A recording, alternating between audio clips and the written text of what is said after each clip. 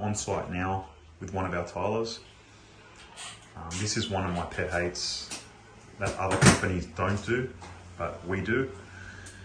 We do it properly as per codes. He's sealing the perimeter of the substrate. We've recessed our flanges into the substrate cement board. He's setting his angles in, sealing them, and the substrate was also primed before he did anything today. It sucks, it takes time, but this is the way we warrant our work. It's not pretty, but it needs to be done. And I've seen a lot of jobs that don't do this, and what happens is if you don't do this, this is the beginning of the end. This is what starts to cause movement, cracking, waterproofing failing. This is a cement substrate on a second floor of a 2-story house.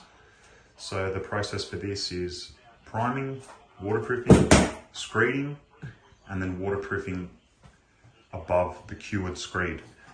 Now I've just rushed all that in one sentence, but in between all of those applications, there's the adequate drying time.